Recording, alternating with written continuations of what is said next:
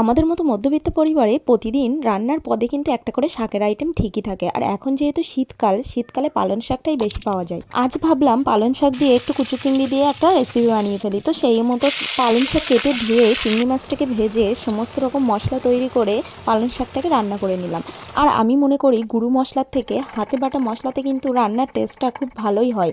তো আমার মতো কে কে হাতে বাটা মশলায় রান্না করো অবশ্যই কমেন্ট করে জানিও। তো এদিকে আমার পালং শাক রান্না কমপ্লিট। আর এরপরে পালং শাকের সাথে আজকের আইটেম ছিল আমাদি মাছের ঝাল।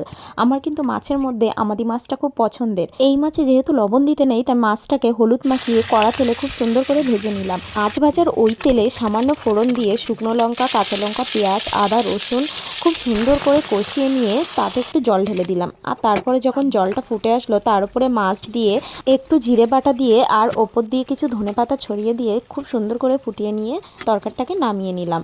আর এরপরে গরম গরম ভাতের সাথে একদিকে কুচু চিংড়ি দিয়ে পালং শাক, অন্যদিকে আমাদি মাছের ঝাল। আর কি চাই এই শীতের সকালে? শেষ পর্যন্ত সাথে থাকার জন্য অনেক অনেক ধন্যবাদ।